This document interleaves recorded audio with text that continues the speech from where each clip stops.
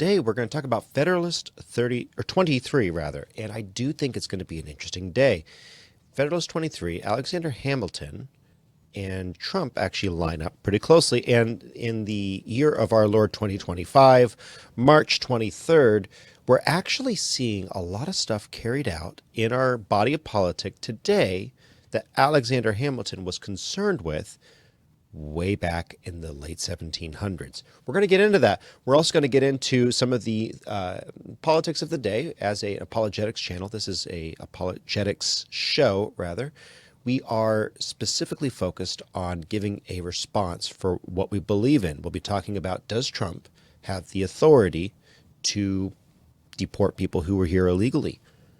Does Trump have the authority to pull out of NATO? Should he pull out of NATO? We're going to talk about that. And of course, we're also going to be doing some Nicki Knows Facts. March Madness is upon us, and we'll be reviewing The Great Divorce, Chapter 5, finally at long last. With that said, thank you so much. I'm your host, Jonathan Fiala, for Further Every Day. And I am joined by a full panel here. To my right, I got Miss Nicki. Hello, how are you? Doing well. Glad to be back. How are you? I'm glad you're back too. Glad to be here. And to my left, I've got Charlie. How's it going? Greetings. Good to be here on this wonderful Sunday. And Steve. Yes, sir. Slapping the chair. I am on point and ready to rock, buddy. Being politically incorrect. In the chair of politics, downstream of culture, downstream of philosophy, or you're truly sitting, warm. and then which is downstream of what you believe the universals are, your theology. So those are the chairs that we're sitting in and what we're set up to do. So let's go ahead and talk about Federalist 23. And some people are going to ask, why are we going over the Federalist Papers in this day and age? Well, that's a good question. I'm glad you asked.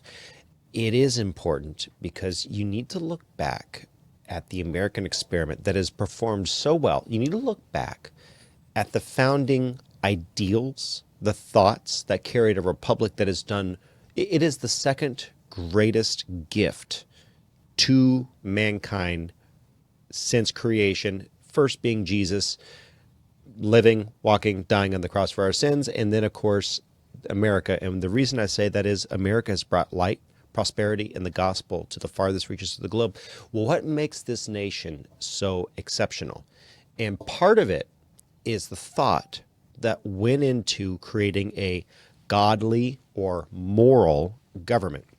So that brings us to Federalist 23. We're going to go ahead and dive in. This is Alexander Hamilton writing under the name Publius. Go ahead, Mr. Producer, if you'd put that up there. Here's what he says. The principal purposes to be answered by union are the common defense of the members, the preservation of public peace, as well as against internal convulsions as external attacks, the regulation of commerce with other nations and in between states, the superintendence of our intercourse, political and commercial, with foreign countries. What are we saying? When you have a federal government, remember, at the time that the Federalist Papers were written, this is right after the Newburgh Conspiracy and Shays Rebellion, where we had much like we have today, a damaged, disjointed nation that was so focused on special interests. They use the word factions. It was so focused on special interests that you had all of the different states tearing at each other and pulling apart under the Articles of Confederation, which was a weak federal government. Today, because things are always in decay, you have to put energy into a system to maintain energy. And we're going to talk about an energetic federal government in just a little bit. You see the decay of this in the general defense, in the prevention of unruly and riotous behavior within the nation itself, and in the way that states interact. Wouldn't you say, Charlie? I would, and there's several things that go through my mind here, and they're things that are still at play today. And I want to say two things specifically. Number one, I feel like the Federalist Papers are really the foundation of our freedom. In a lot of ways, yeah. A lot of people will talk about the Constitution being the foundation. I don't think the Constitution is the foundation. I think the Constitution is the framework. It is what keeps the house up. But the pillars, the foundational support for it comes from the Federalist Papers. That's number one. Number two, I think you've hit on a really important point at the beginning of our nation, and it's still at play today, and it's this. Our states are disjointed from each other. A person living in Maine thinks very differently than a person in Texas. Mm-hmm. A person living in Washington thinks very different than a person living in Louisiana. They are, and I want to be careful here. I'm going to use words that seem pretty extreme. They are radically different. Correct. Is it wrong? No, it's not wrong. But here's where, and this is what I wish common everyday Americans would see today. We must do what's right and best for everyone. Mm-hmm. Not you as a state, not you as a state, not you as a state, the United States. And that's what Federalist 23 is dealing with. It's saying we're going to put together and protect everyone. And here's the parameters around which we're going to do it. So all the fighting that we see day in, day out, guys, we need to be careful that we don't become unencumbered or encumbered by the thoughts that our country is doomed. Our country has been through an awful lot. And we've got a great shot right now. Absolutely. So look at first principles. Yes. And that's something that I think is really important, is to be focused on first principles. Someone here in the chat, Montana Cindy, says, stay vigilant. It is the time to stay vigilant. Yes. And so that's kind of why we're coming back to first principles in Federalist 23. As we proceed a little bit further, we're going to see what the importance of the federal government is. And in 51, we talked about the importance of each branch being able to act with its own independent capacities without the encumbering of a different branch. Mm-hmm. What we're seeing right now today in the year of our Lord 2025, March 23rd, we're seeing a lot of encumbering of the executive by the judicial. Yep. So let's go back to Federalist 23, if you would, Mr. Producer. Thank you. By the way, Rai, the producer guy, thank you for your service. My pleasure. The authority essential to the common defense are these: to raise armies, to build and equip fleets, to prescribe the rules of government of both, to direct their operations, to provide for their support. These powers ought to exist without limitation, because it is impossible to foresee or define the extent and variety of national exigencies, or the correspondent extent and variety of the means which they may be, or which may be necessary to satisfy them. If you look at our Constitution, everything that is delegated to the local is for the local. Everything that's not delegated to the local is delegated to the state. And then from the state, what's not delegated is delegated to the federal, right? So the local authorities in your spheres of influence really were supposed to have the most control, due to what Charlie was saying a moment ago. Every municipality is different. There are a lot of things that you don't want to regulate at the federal level, but what the federal has left over, you need to give that the opportunity, as long as it's not encroaching on the individual, the local, or the state's liberties. The federal government has the ability to take care of that. But what we see is some state and some federal judges right now. This is just an example. I want to make sure that we're thinking on the global scale of things. But just as an example, we're watching this today with every single executive decision, not even executive order, just the normal executing of the law.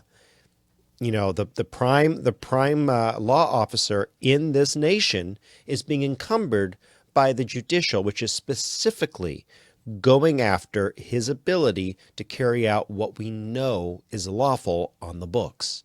And I just want to say, in addition to that, our government was built for a moral people. It was built for people that would do good in the interest of doing good.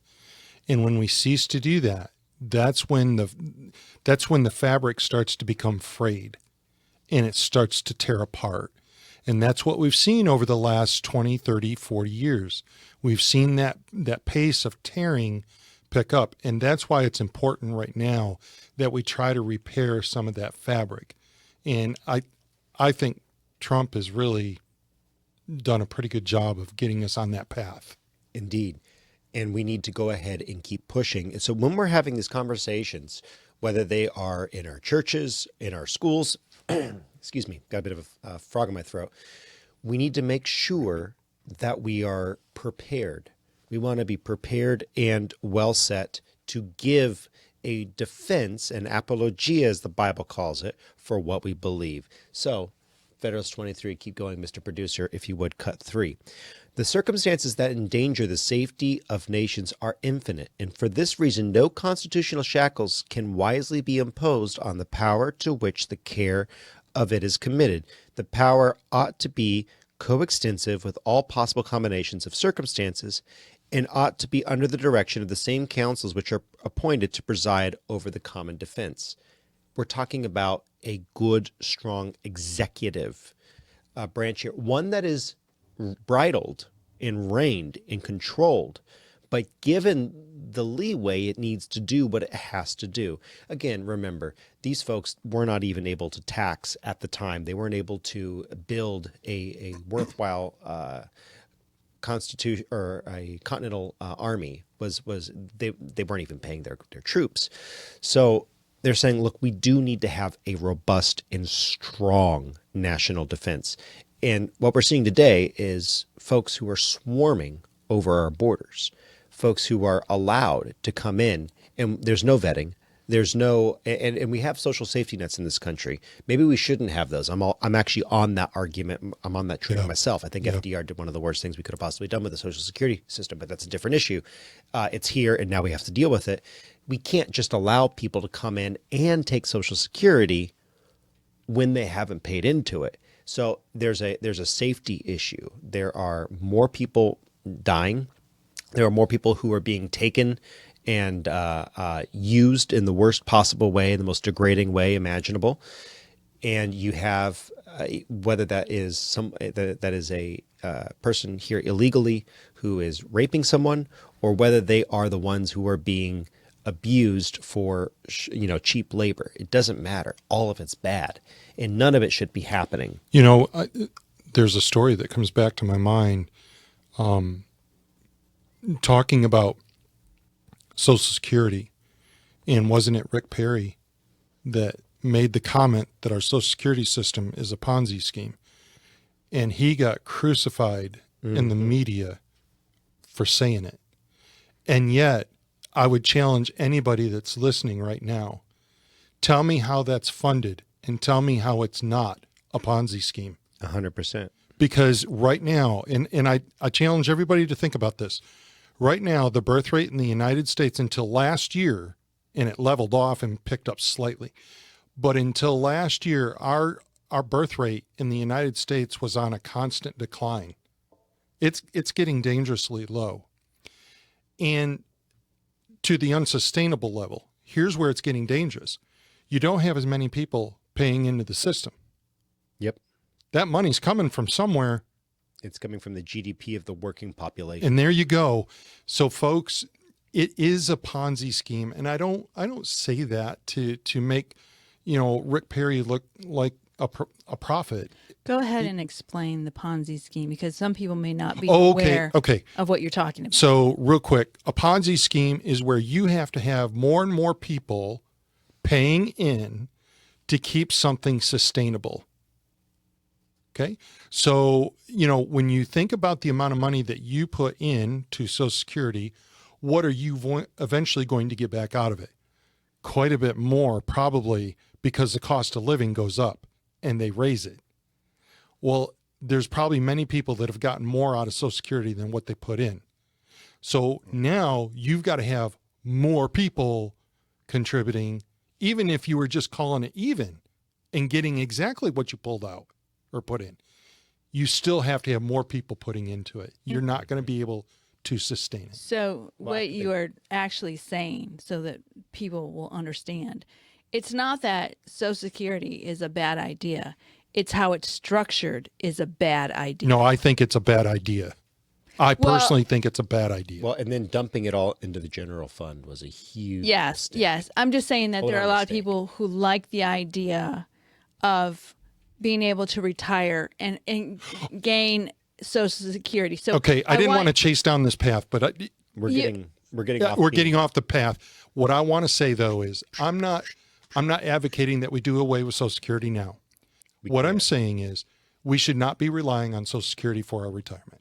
There we go. We should sunset Social Security. We should say everyone after X date is not Done. required to pay It's for done. it. And everyone Yes. moving forward who is of retirement age here, who's paid into it, you get what you paid into it. Yeah. And we should finish that out. But that's a different issue. And no Republican has the stomach to suggest it except but one or two. And not pay the out. immigration issue brings it to light even more. And it's and And so not pay out to people who didn't pay in. Yes. correct. People who are coming here illegally and they are getting Medicare, Medicaid, and et cetera. So anyway, the federal government has the right to say, hey, we have these entitlement programs, so therefore we probably shouldn't be allowing these folks in. If you have a Social Security safety net, you need to have a closed gated community. Next slide, Mr. Producer, if you would, sir.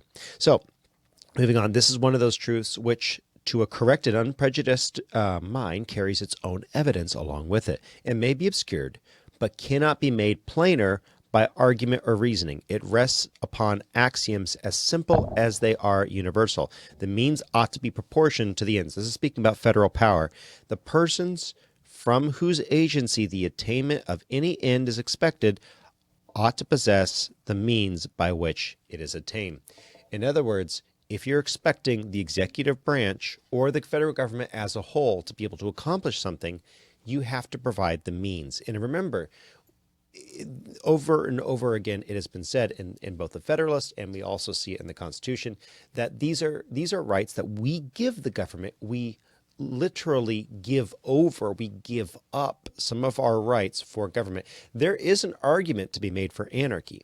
It's a bad argument. I believe it fails, but there's a reason why it's an absolutist understanding of personal autonomy, and I have perfect personal autonomy. The problem is nothing in this universe really exists in a vacuum. You can't just have a personal autonomy that is exclusively given over to you and it's open, because the moment your autonomy runs into the autonomy of someone else, now we want to go to a heteronomy where we decide we are going to put the thoughts and views of others over you, or we're going to go to a theonomous equation where we believe that all human beings are endowed by their creator with certain unalienable rights. Don't you love that? So you have to make a choice. Is it a heteronomy or is it a theonomy? Am I deciding that someone else outside myself has made these rules? The society, the social contract is why I have these rules, or do I look to a higher purpose and a higher calling? If that higher calling has ordained, or that higher being, if he's ordained something that we call government, by the way, he did in Genesis 9, 3-6, is where you see the death penalty, capital punishment being given over to man for a very specific purpose. And by the way, it's articulated. The death penalty in the United States today is wholly shafted and messed up. So not going to debate that today. But there is a method that's with two or more non-related witnesses who are not, God laid out government, giving the government even the power of the sword, as we see in Romans 13. So if that authority exists, we ought to give it select bits of our rights. And the expectation is that government reciprocates. Now, in today's world, what we're seeing is people who are taking over, encroaching, people in offices of lower court judges, encroaching upon President Trump's authority that we gave to him. 80-something million people voted for him. The electoral, which doesn't matter that much, but it's a great thing that we got the popular vote. Amen. The Electoral College Even that better. we sent put him in. And so we are underneath an authority. There's a submission that goes on here. Right? Anarchy is the desire to throw off all forms of submission. A regulated, ordered state is where people come in to submission to each other. You see that in the Trinity. Mm-hmm. You see the Father, the Son, and the Spirit all coming underneath each other into submission. Christ, who thought it not robbery to be unequal with God, he sat underneath. He submitted to his Father. Just as the wife, not unequal, submits to the husband. The children, not unequal, submit to the mother and father. They submit underneath, and you have that authority. Right now, what we have is a set of judges stepping out from underneath their authority, what has been given to them from God. And you're watching the results.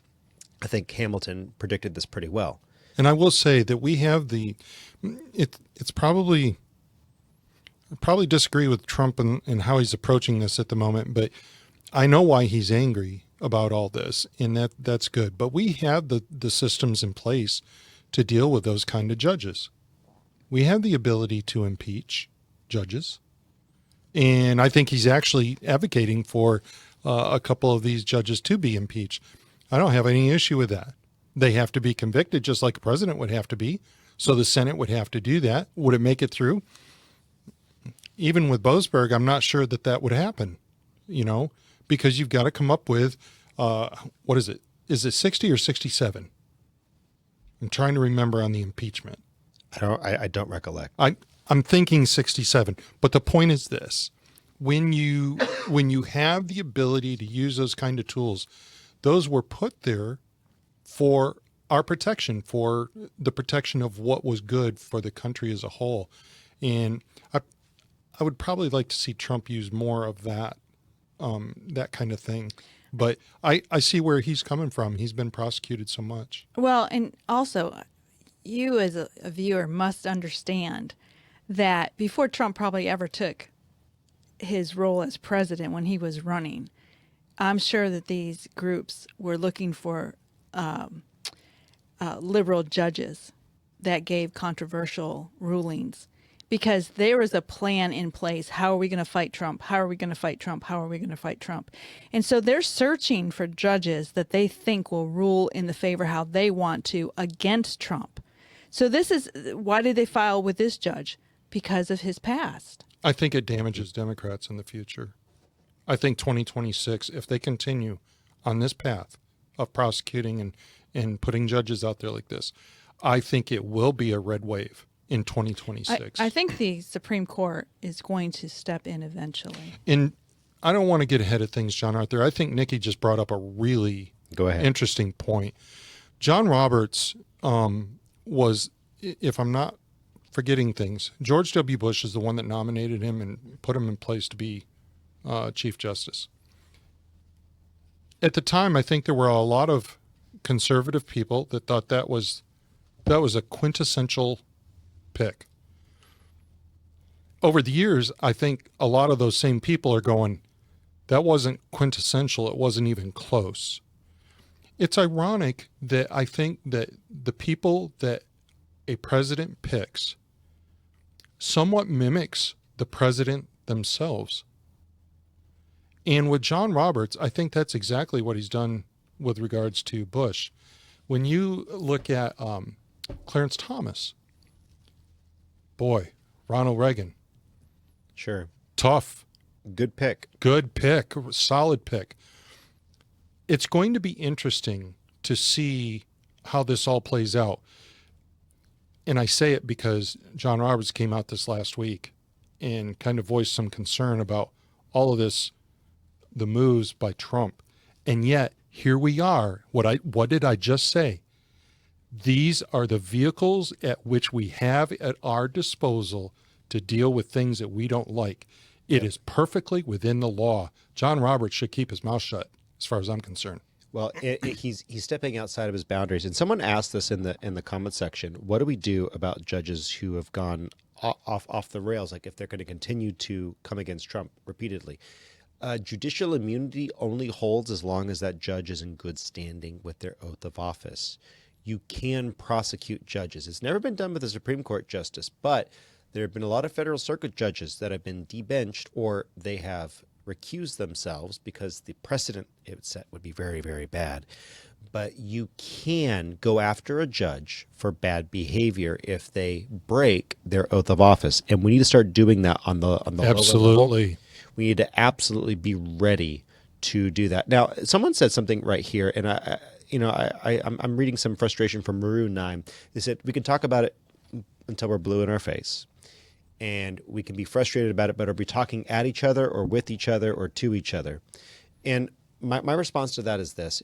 You're right. if this doesn't go beyond the entertainment that we consume, the people that we speak to in our friend groups, in our church groups, or whatever, wherever we are, if it doesn't go beyond that, then this is just a Echo chamber mental stuff. exercise. That is, it's forgive me, it's mental masturbation. You are just exercising yourself over and over again, and thinking about how smart and how great you are. If you don't engage with your interlocutors at work or with other people, if you don't reach out to other people and try to be a witness for the gospel, for the good news, also for what's right and what's intelligent and what's true, if you are not reaching out beyond your own little echo chamber, as Charlie just said it, you're right. We've done nothing. We've accomplished nothing. If you don't talk to that person who's sitting next to you, reading their book on the plane, if you don't talk to someone who is at work, believe me, the worst thing they can do is yell at you. Well, okay, the people at work, the worst thing they can do is get you fired. But you know what? I do believe in a God who is sovereign and mighty. And I one time told someone, they need Christ more than I need my job. And I wasn't evangelizing or preaching. I just said the word Jesus, Christ, and not in a derogative way.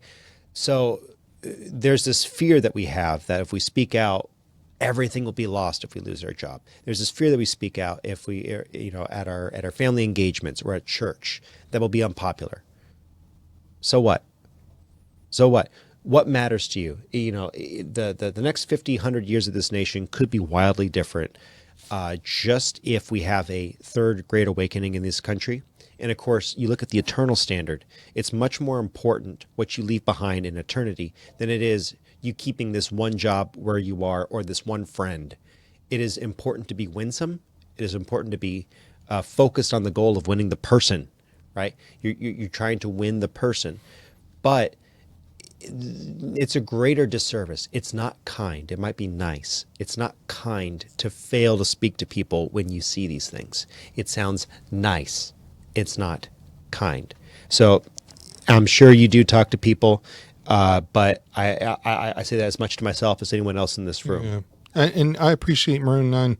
I don't know who this person is, but I appreciate them bringing that point up. And I think one other thing to add on to that, we should all be involved with government. We should know who our representatives are. We should know where they stand. We should confront them, not in an angry way.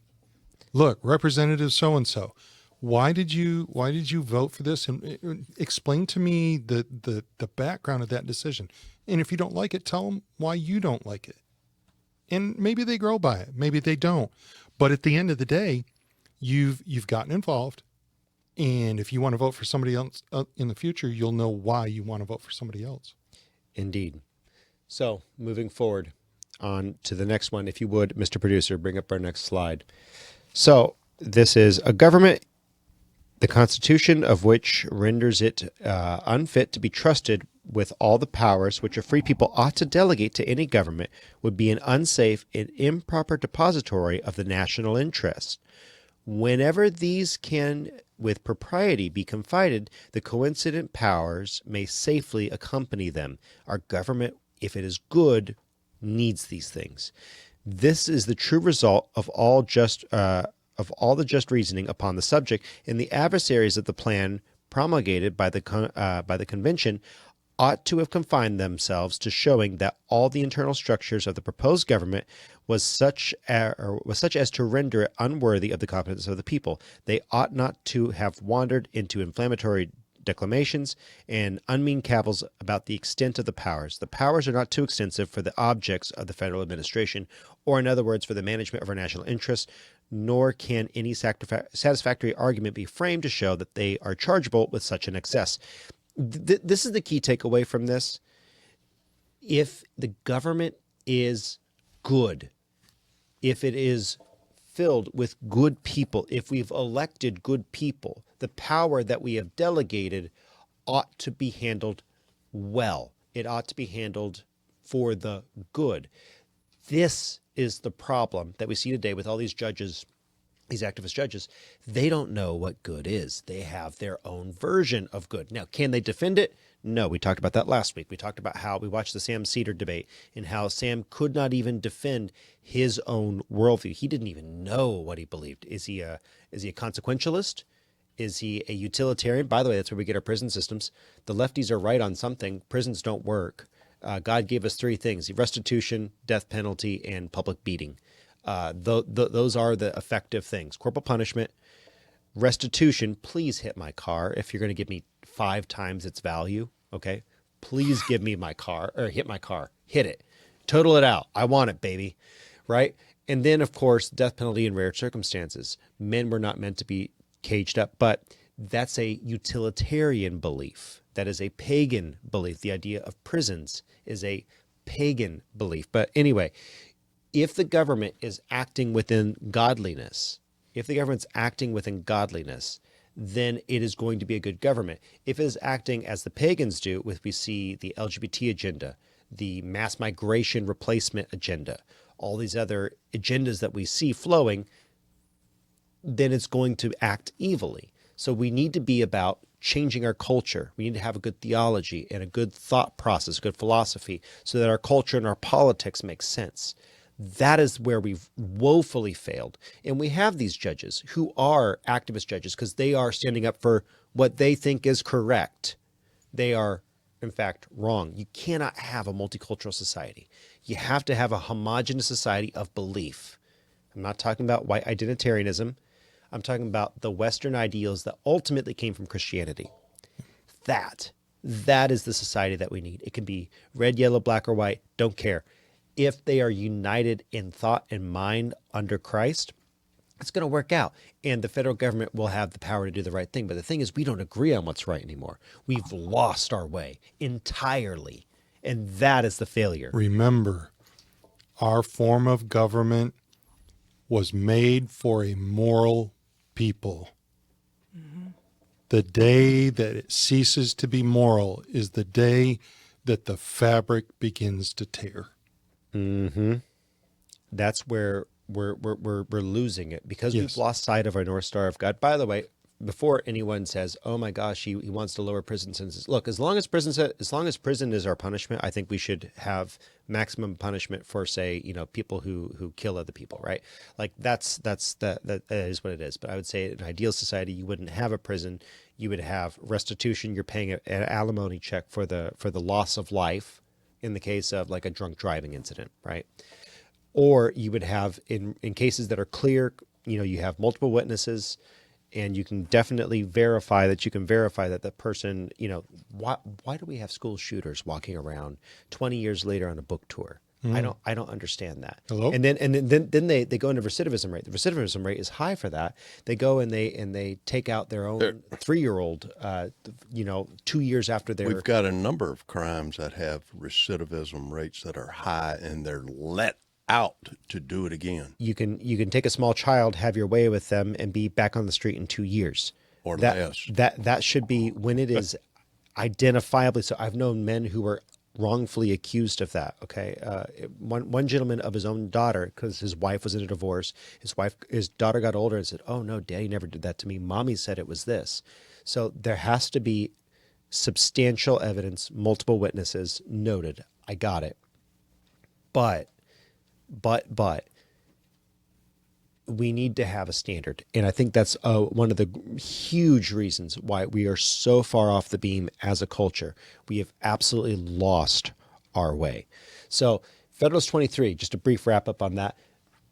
The federal government needs to have the power to do what it has to do. And if you combine that with the ideals of Federalist 51, each branch should be capable of carrying out its duties without being constantly. Trump should not be weighing in on every court decision and saying, no, I'm going to remove the officers who are going to do this on order of the court. I'm going to block this or that. That's not, but we don't see that happening. We see the inverse happening. We see the judicial reaching out and saying, this lawful thing that you are doing, you cannot do. So that is why we need to be able to have that answer ready at the tip of our tongue. We're talking with people. I've been blessed to watch Democrats flip in an hour or two after talking with them, having the right things to say on the tip of the tongue. It's amazing how many sweet people who are well-meaning. I had one guy, he told me, I'm pro-life, not for high taxes, but the only reason I vote Democrat is because I don't want to leave a world where kids like you and like my grandkids don't have a future because of climate change. And so I took 2 hours with him, and I said, you know that stat, 97% of all climate scientists, they say that we're climate change is going to cause global catastrophe, right? He goes, yeah, exactly. That's exactly what I'm talking about. The experts say. And I said, well, you do know that only 3% actually said that. There were multiple answers, and they ranged. They took the aggregate of the answers. Only 3% said that they didn't believe that there was any such thing as man-made climate change.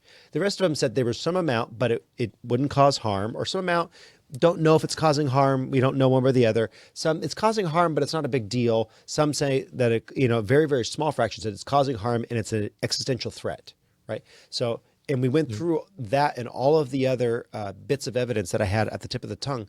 That guy flipped Republican that day. And I know this gentleman and I love him. Brother Rich, you're awesome. He flipped that day. And when you talk, I brought this up earlier. People in the state of Washington think very differently than people in Louisiana. And I said, is that wrong? No. Well, who's right? Who's wrong? They're both right. We need to work together. Correct. That's the issue. A lot of people, look, there's a lot of waste that goes on in America. I mean, if you've never had the pleasure of going to a local landfill, you probably ought to do that. Maybe just inspect your garbage for a couple weeks. You'd be amazed. I'm not advocating that conservatives are right on the issue of climate or waste. What I am saying, though, is that there's a reasonableness to understanding this stuff. And a lot of people think America's behind all the issues. America's not behind all the issues with climate. No, we're actually on the forefront, and we've seen very, very little difference. And that's so the key. We're actually at carbon saturation as far as CO2 is concerned. We're at carbon saturation with this.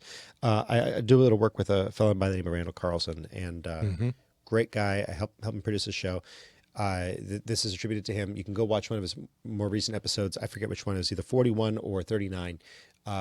He talked about the saturation of carbon in the atmosphere. There is enough there that we're literally not going to see much more of a heat reflection, because as the heat comes down through the atmosphere, then bounces up and then bounces out, we're at our retention level. Okay, we're not going to retain that much more based on the amount of carbon dioxide that's in the atmosphere. If you want to break down, Randall Carlson does a really good job of that.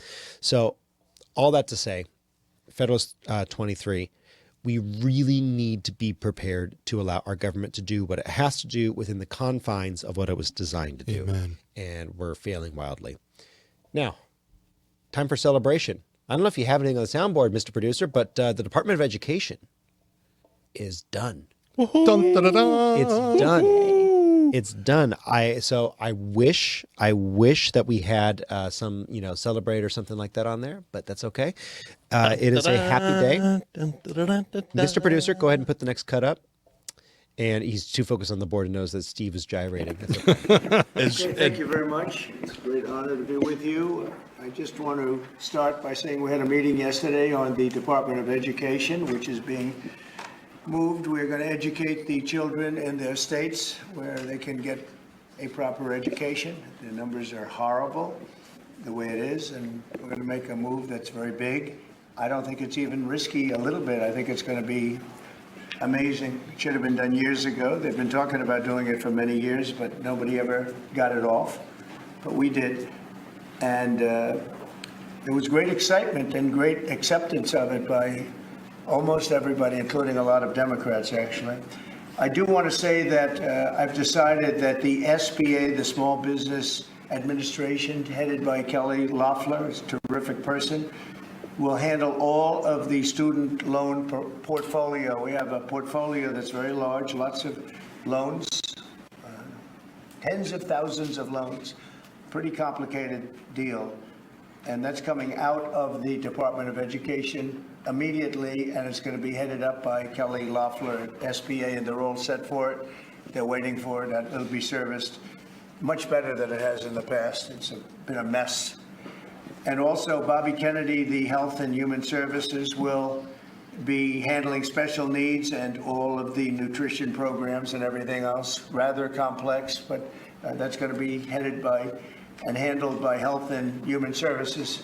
So I think that'll work out very well. Those two elements will be taken out of the Department of Education, and then all we have to do is get the students to get guidance from the people that love them and cherish them, including their parents, by the way, who will be totally involved in their education, along with the boards and the governors and the states. And it's going to be a great situation. I guarantee that in a few years from now, I hope I'm going to be around to see it, but I think we're going to see a lot of it. I think that you're going to have tremendous results. You're going to have results like Norway, Sweden, Denmark, a lot of the countries that do so well. I think you're going to have a lot of those results. If you look at Iowa and Indiana and Idaho, so many places that run so well, Florida, Texas, big ones, you're going to have great education, much better than it is now at half the cost. And we're not even doing it as a cost item, although you will save probably half, maybe more than that. And you're not going to be at the bottom of the list. You're going to be much higher. And maybe you'll be, I will guarantee some of the states will be at the top of the list. They'll be comparable or better than these number 1, 2, 3, 4, 5 the countries that are in the top 5 positions. So that's, to me, it's very exciting, and it's been received very well. So I just wanted to tell you about the student loans and special needs. So this was in a press conference this last Friday. And what does this mean? Well, I do think that it bears mentioning that we are not exactly out of the woods on the existence of the Department of Education, but it'll be around for a while because we still have a number of things being run through it, including a lot of loans, student loans that are still being run through. Those can be quietly sloughed off to the Small Business Administration.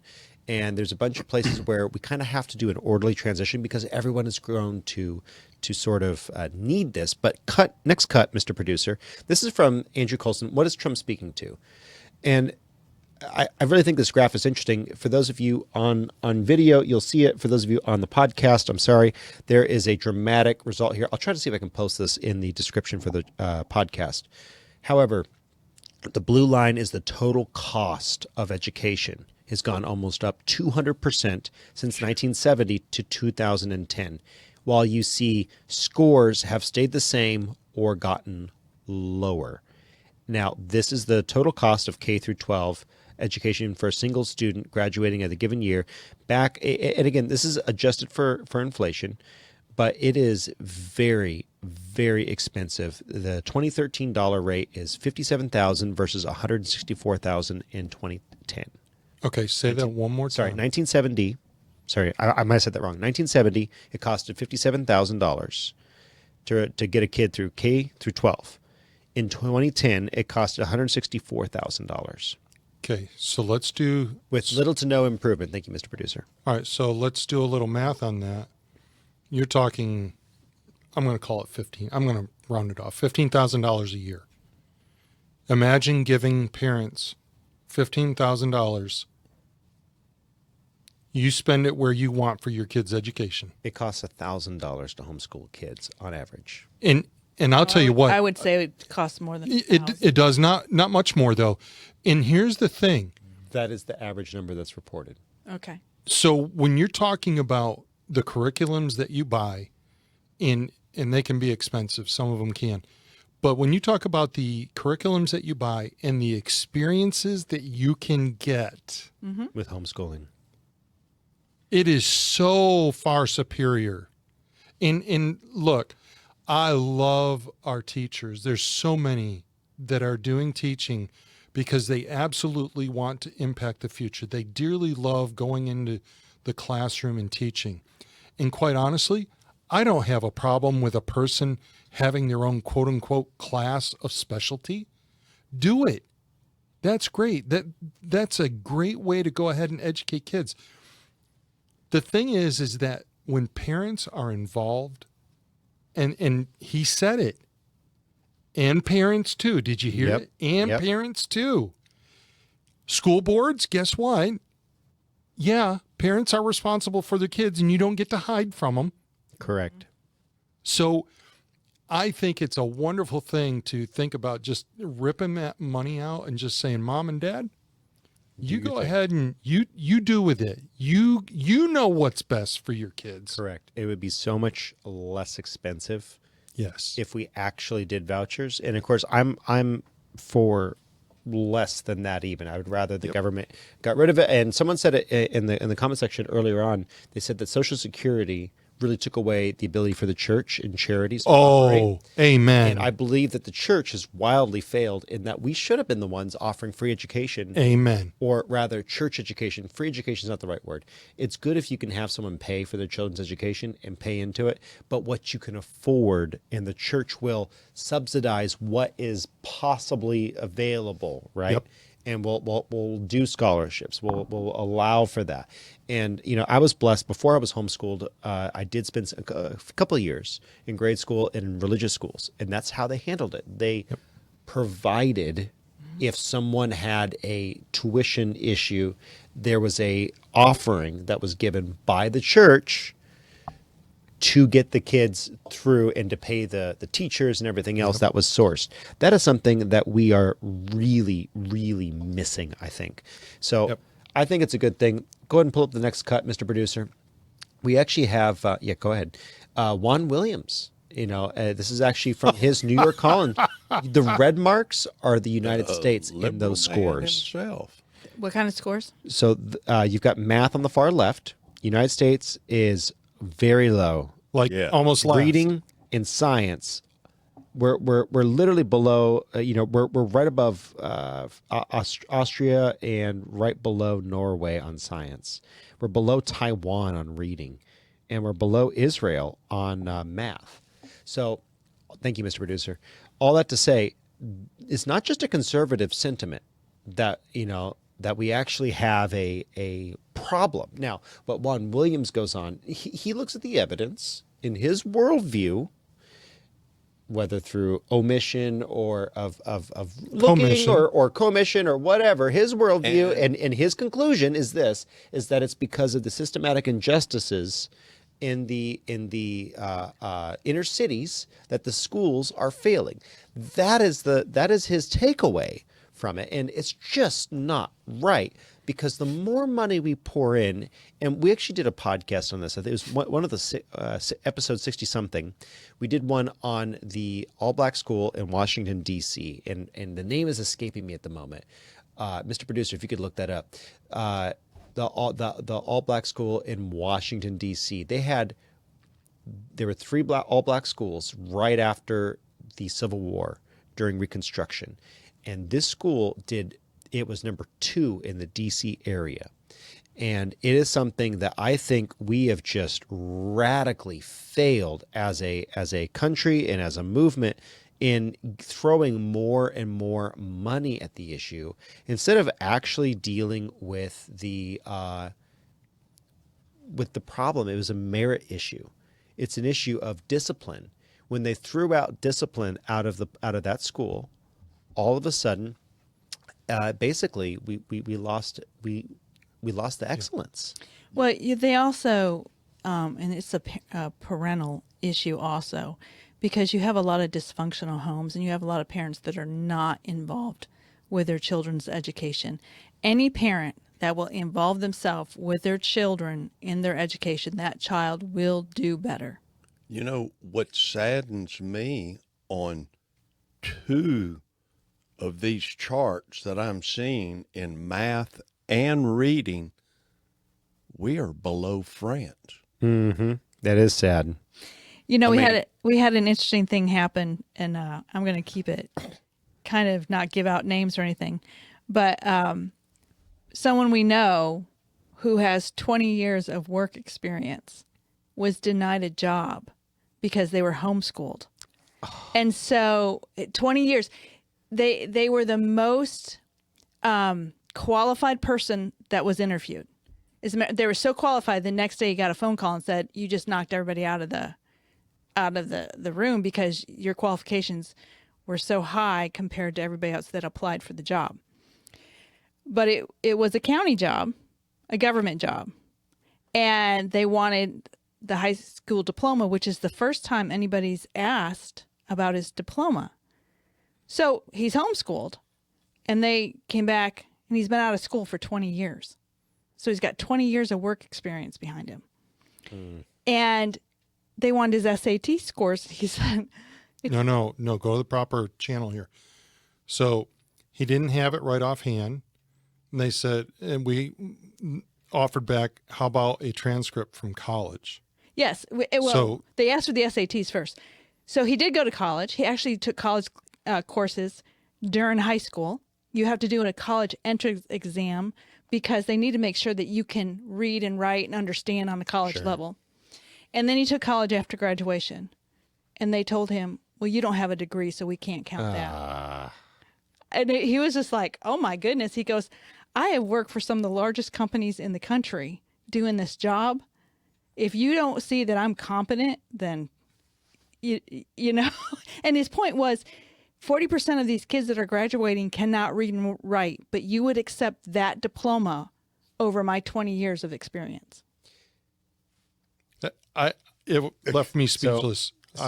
There's been a wild misunderstanding of what education is. It was the Dunbar High School. It was the Dunbar High School. Yep. That was the all-black high school in Dunbar, Washington. Correct. We did an episode on that. It was episode 60-something. And, yeah, great information if you want to go look it up. But you see that throwing more money does not equal success. And that's, I think, something that we've unfortunately learned. We've got one more cut number 10, Mr. Producer. Skip. While he's doing that that, one up. Juan would actually advocate that we throw more money at it.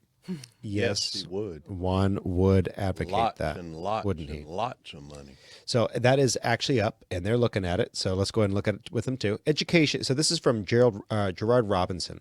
Education is important to the economic and social well-being of our nation, which is why it is the number one line item in 41 state budgets. Schools need extra money to help struggling students, or so goes the long-standing thinking of traditional education reformers who believe a lack of revenues, teachers, counselors, social workers, technology, books, school supplies, is the problem. A look back at the progress that we've made under reformers' traditional response to fixing low-performing schools, simply showering them with more money, makes it clear that this approach has been a costly failure. Yep. And I could not agree with Gerard Robinson more. He's 100% correct. This is the right move. And when people say, oh, no, he's defending the Department of Education. No, he's not defunding the Department of Education. He is reallocating everything back to the states. And that's a another big key. Trump Yes, thing. it is. That's a big Trump thing. He's a federalist. He believes that those things, correctly, by the way, are delegated to the states. That gives you, the parent, more power when it's at a state level than when it's at a federal level. You'll have more input at that level than you will when it's done by the federal government. Correct. And you won't be able to cram down DEI-style courses. And that's really where you're going to see a change, is that the consolidation of power is not in one place. If you don't like your school district, you can move because a different one is going to have better. The end of the teachers' union. I don't Hopefully. know. It won't be the end. No, it won't be. Well, you'll see a lot less We'll see. influence. We'll see what happens. He's right on the influence because, Texas has been trying to pass school choice for a couple of years now. Yep. And the lady who was the head of the education department, she spent millions of dollars in Texas to promote it being voted down. Correct. Well, that's not her place to come to Texas. That's for Texas to decide what Texas wants to do.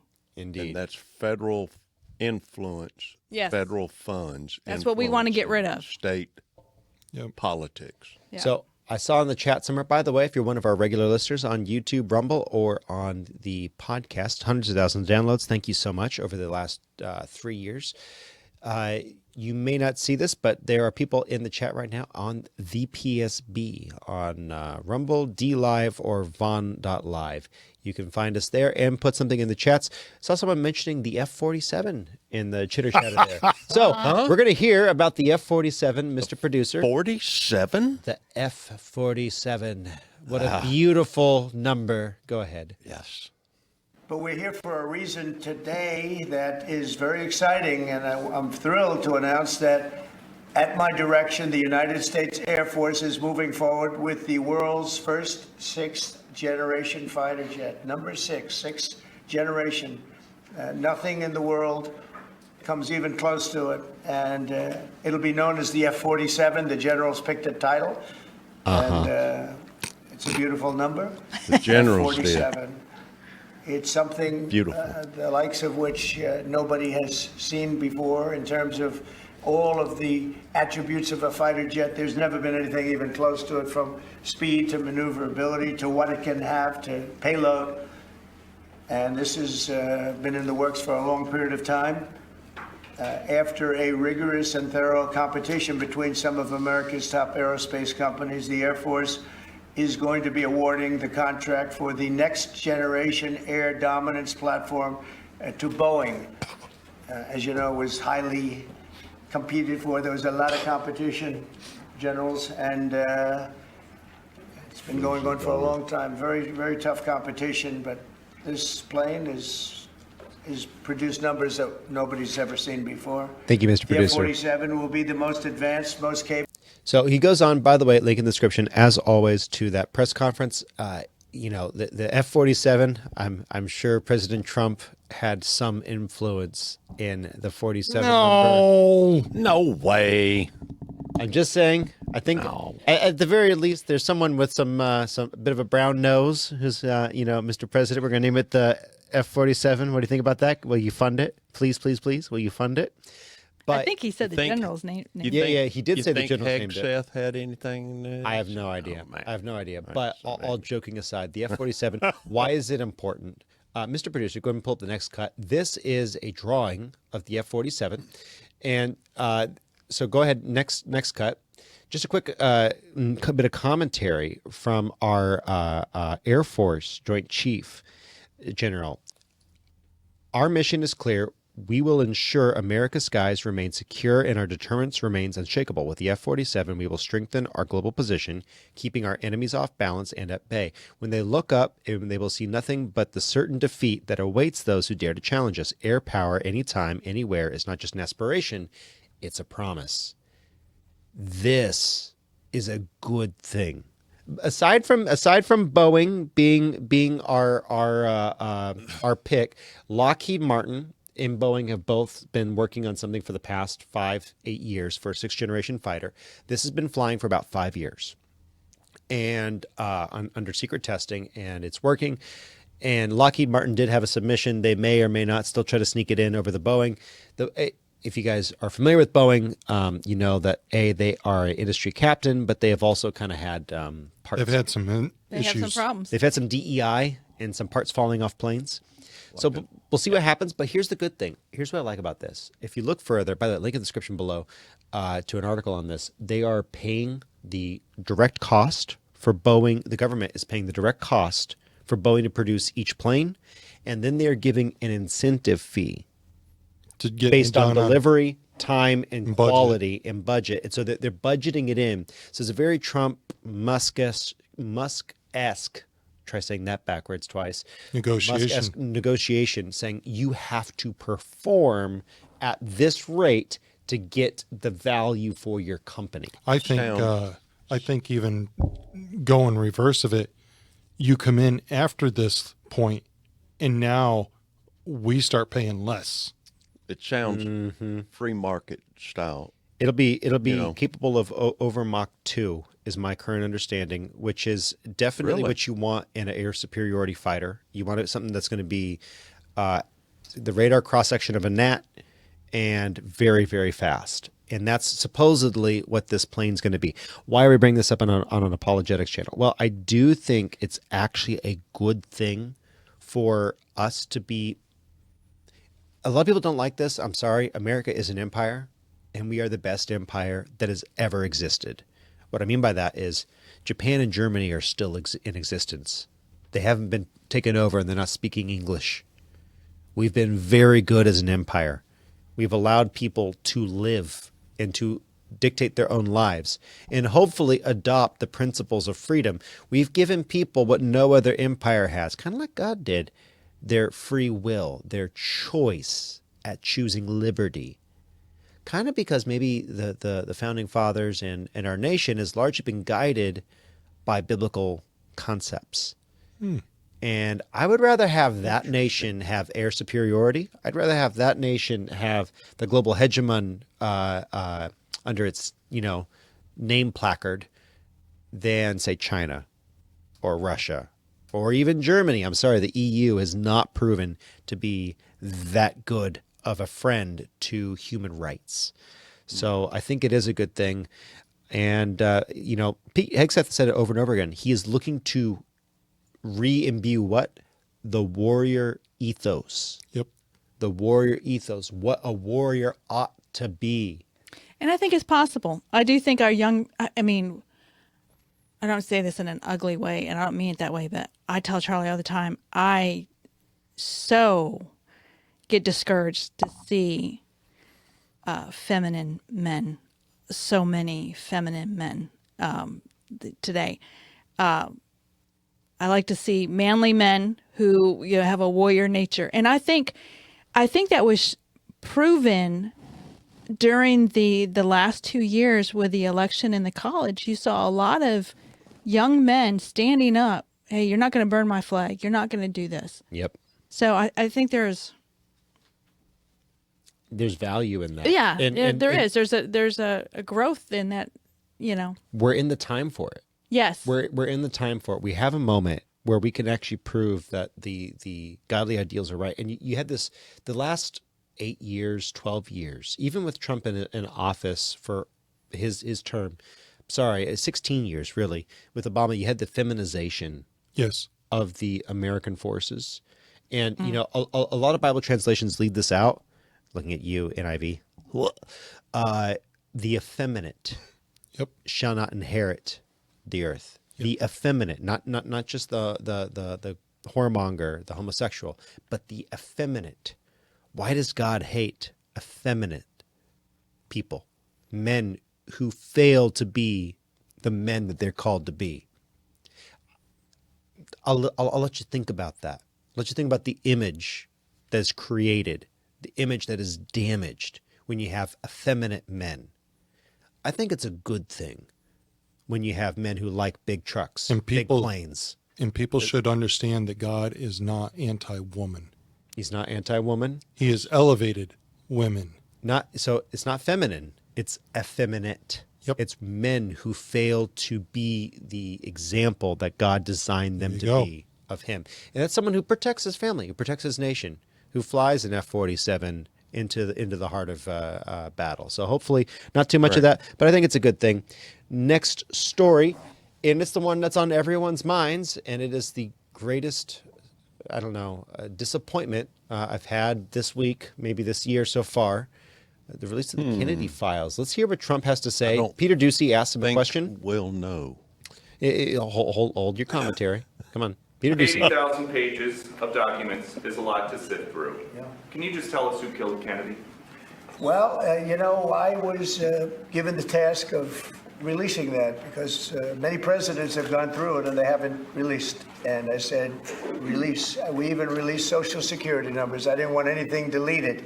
They said, sir, what about Social Security? People long gone, but they're long gone, so I can't imagine. But I said, if you don't delete it, if you do delete it, we have people are going to say, why did you delete it? There's something in there. So we gave Social Security, we gave everything. And the rest is for you to look at, Peter. You're going to see whether or not you see anything. But we've given it. We're doing it with Dr. Martin Luther King, too. They're preparing all of that. They're going to release everything. And whoever else they want. I mean, we have nothing. We really have nothing to hide. We shouldn't have. When a lot of time goes by. But with the Kennedy files, in particular, they were going crazy on them. I don't think there's anything that's earth-shattering, but you'll have to make that determination. In those, it's 80,000, it's actually 88,000, and we have some additional things, as you know, come out today. And for that, you can go to the offices and you can see whatever you want to see. Everything is out there, totally open.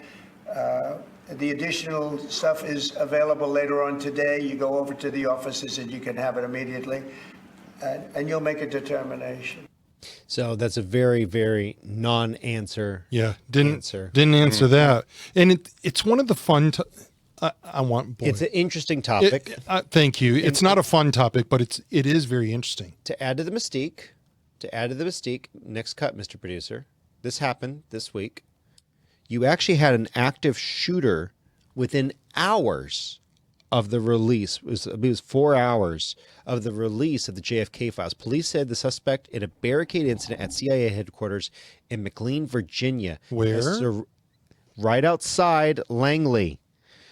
Has surrendered. Officers said the armed man was initially seen in the area this Wednesday morning amid massive reports by authorities. As a CIA spokesperson shared the following statement with Nextstar's DCW, link in our description at Further Every Day. There's an ongoing incident that law enforcement is currently responding to outside CIA headquarters. Additional details will be made available as appropriate. Supposedly, this is the perp walk that you were just looking at. That's okay, Mr. Producer. They saw it. Supposedly, that's the perp walk of the gunman. Now, is this a deranged guy who's all worked up? Possible. There's a lot of people who are saying, is this a false flag for someone to get some information not leaked? I don't know. There's no evidence of that. But is it possible? Don't know. Who knows what it is? Don't know. It could just be some crackhead who's really excited, because there's a lot of emotion around this, but it does lend to the mystique of the whole JFK thing. And I will say this, there's some verses in the New Testament. Pray for those who are in authority. And for those that have the belief that there were certain U.S. deep state components, can I word it like that, that were behind the shooting of JFK, if that is true, and I can't say that it wasn't, I'm not going to say that it is, but if that were true, we live in very fragile days because of all the presidents that have ever lived. Can we go back to Lincoln? Sure. I mean, why was it that Lincoln was assassinated?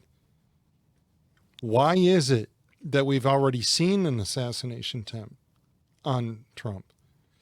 I mean, we could go on, and you might think, well, yeah, but Charlie, there was no reason to assassinate JFK. Yeah, there really? There's plenty. What was the first thing that his replacement did as soon as he was in office? Within an hour, he rescinded JFK's attempt to move back to the gold standard. I'm not saying that that's why. It could have also been the fact that JFK happened to be having an affair with the same woman who was, dating Jimmy Hoffa. I'm not going to say, there's about 3 different things. And of course, there are people who are immediately going to jump into the comment section and say it was the Jews. The Jews did it. Maybe Mossad is just as dirty or dirtier than the CIA, and they had their own reasons. He was going to have AIPAC register as a foreign agent. So look, I don't buy the Jews. I definitely buy Mossad. Mossad is corrupt as all get out, as is the CIA. They've both been for years and years and years. Well, wasn't it also, Charlie, we watched a documentary about JFK was going to pull our forces out of... Well, the issue of Vietnam there, yes. Yes, yeah. And his replacement, we went further in, committed That's more, right. Whereas JFK was going to... So there were plenty... of people that were very upset with JFK. And a lot of people don't have the connection of Jimmy Hoffa. And dating Marilyn Monroe. Yeah, Right. There's plenty of connection in all of this. So well, there's speculation over Marilyn Monroe's death too. Yeah. All of that to say that when you have a situation like this with the files being released, not surprised that it didn't give us really anything new. Because who knows what they really, because all of the stuff that people are putting out online, and this is where I'm just going to speak to our audience. I'm going to say this: be careful that you're known as a credible voice of truth. Yes. Be careful that people know that when you say something, you have receipts, because there's a lot of their online grift going on, where folks will come out and they will say, "Hey, I have the story on JFK, and here's the thing that's brand new, bombshell, breaking news." Yeah, that was information from 2017. We already knew that. We already knew about that supposed, that alleged CIA agent who said that the CIA was involved. We knew about the thing with AIPAC and Israel. And by the way, Israel wasn't the only thing that they requested to be redacted. There were a bunch of other things. Well, let me rephrase that. Israel's not the only one that was in there. They had France. They had all sorts of other nations, as many times or more times mentioned than Israel, because you had means and methods and allies. Maybe Mossad was involved. I don't know. Mossad and the CIA are both evil twins. Both do really bad things. There's a lot of potential alleged evidence that Mossad and the CIA were both involved in Jeffrey Epstein's dealings. Don't know. Allegedly, don't know. Where's the list? So, and that's the next question. That's where I've lost all respect for Pam Bondi. Bondi, yeah. She gave him out. Did you watch the release where she had all these people that said, "Here is the Epstein files," and it was all redacted or old stuff, and they published it, said we have the Epstein files. Here's the deal that I have with Pam Bondi. Okay. I think she is a very sharp person, number one. So I may concede a little bit on that point. But here's the deal. When you talk about the level of corruption that we have in the deep state existing within our agencies right now, I'm surprised anybody said that we were releasing those files. I know. That should have never been stated. It should have. And it should have waited for Kash Patel to get in there and properly vet what was going on to make sure those documents were ready. If there was any misstep, the misstep was she said we're going to release tomorrow, and she wasn't ready. Don't ever telegraph your punches. That gives them a chance. Amen. I agree. Especially if you work for the government. If you're working for and Trump, you're telling anything about the government. Yep. Because all you got to do is look at past people that ever said, "I've got something that I need to tell on somebody." and then you commit suicide, or in the case of the Kraken and what's her name, Trump's legal attorney in 2020. I'm slipping right now. Cohen? No. She, her name. I'm slipping. Anyway, she says, I'm gonna release the Kraken, and you guys are all gonna know what was wrong with there were 2 or 3 things she could have been referring to. There was a program named the Kraken. There were a bunch of details about the fraud. And I know who you're talking about. She just totally failed. She totally failed because she announced it and she didn't do it. And then I'm pretty sure she was told to shut up. I'm pretty sure that's what happened. So it's unfortunate. But anyway, sad thing. Don't know if we're going to know anything about JFK. Those of you in the comment section, let me know if you have any new details that you can find out of there. I have yet to see anything. I do believe, though, that we will one day get the Epstein list. I hope so.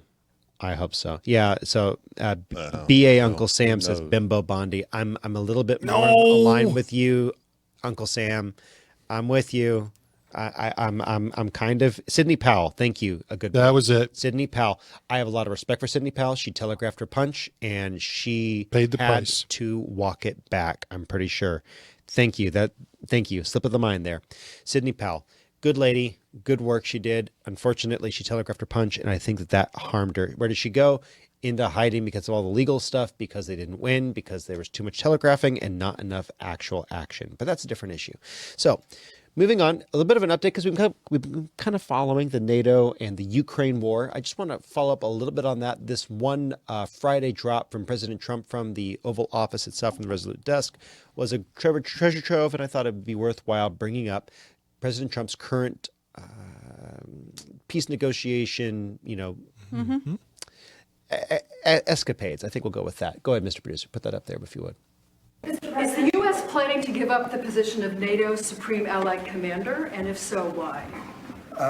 NATO is something that I saved. NATO was gone until I came along. In fact, the previous Secretary General, very good man, both of them are good. The current man is fantastic. But both of them have said, if it wasn't for Trump, you wouldn't even have a NATO, because we were paying the cost of almost all of the countries. And now they're paying. I said, we're not going to do this. We're not going to continue. You hurt us on trade. You do bad things on trade. And then on top of it, we're supposed to pay for your military. And because of what I did, hundreds of billions of dollars flowed into NATO by countries that just weren't paying. They were delinquent. They weren't paying their bills. So NATO is solid. They're strong. But they have to treat us fairly. They have to give up the... Because, look, without us, NATO's not the same thing. And I can tell you, I've been having very good discussions, as you know, with President Zelensky and with President Putin. And President Putin will tell you that without the United States, he wouldn't be worried.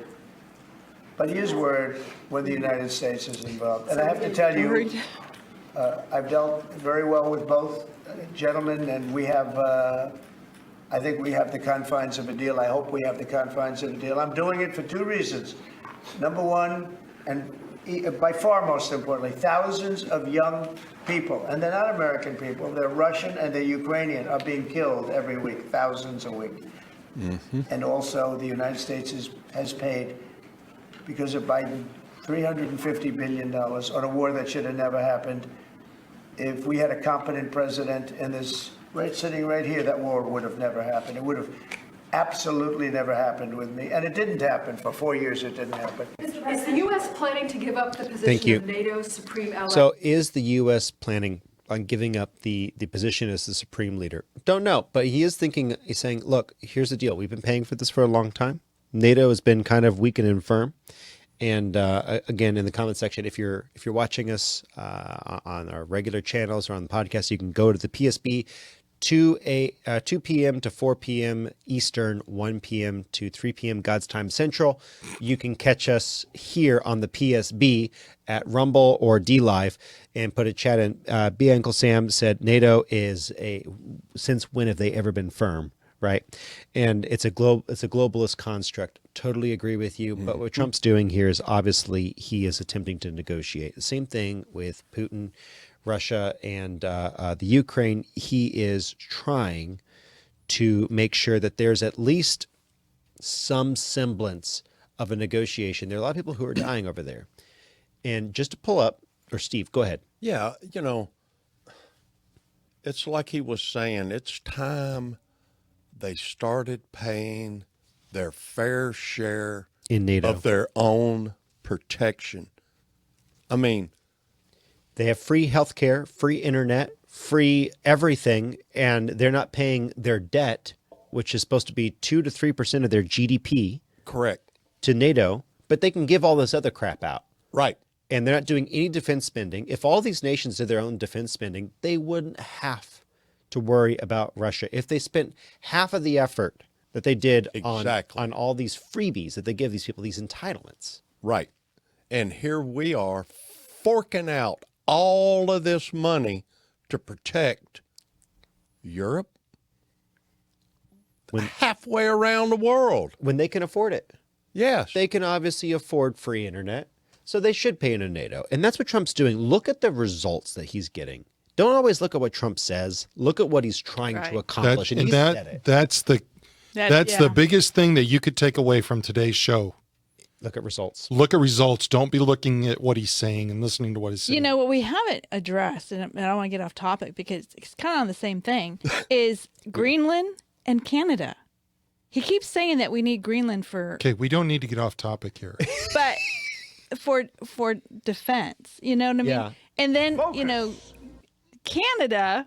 Okay, you could just listen to me for a second. I have not talked very much, so you're just going to listen. Canada spends very little on their own defense because we're already surrounding them. They do. But you're right. And it's why? Because they're depending on us. And we keep pulling the Joe Biden move of giving the money so that you can depend on us. Look, guys, that exactly right there is the reason why we have a welfare issue in our country. Mm-hmm. We have put money in places where it incentivizes people to keep coming for it, to keep getting the money. We need to stop that. So the way that Trump is negotiating this, I love it. He's maneuvering it. That's it. Exactly right. And there's a lot of people who've taken issue with it. Mr. Producer, go ahead and throw up the next cut, please. They've taken issue, including Zelensky. President Zelensky has said that nothing has really changed at the EU summit, saying Russia hit energy targets despite promising to stop these attacks. But you look at what they did. They also encroached into Russia. He also said that the U.S. is denying Ukraine NATO membership as a big gift to Russia. UK Prime Minister Keir Starmer, who hosted the meeting of about 20 military leaders from the coalition of the willing countries, said it was important that the group can react straight away if a peace deal is struck. Here's just the bullet points. You see on the front line, 2 people were killed in Ukraine after Russia strikes overnight, while 10 were injured in Russia after Ukrainian drone strikes. Ukraine's been sitting in drone strikes during this. Thank you, Mr. Producer. Has been sending drone strikes into Russia in the middle of this peace talk. And yeah, so Russia retaliated. Do I agree with either? Maybe not. But, you can say that Trump is failing here. I don't think he is. We're not at an armistice yet. We're not quite there. And it's a really good idea for us to go ahead and cool down this proxy war with a nuclear superpower before it turns into a hot war with a nuclear superpower. Ukraine can't go on. They have no more men to fight with. They're defeated. Just watch some of the YouTubes with the Ukrainian soldiers.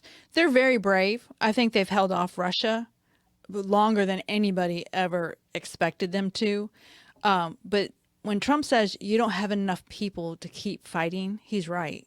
Mm-hmm. He's right. You don't have enough people and you're in a bad place. If we don't stop this now, you're going to lose more than the 4 provinces that Putin wants to keep. I also think there's some people that are right over in Europe.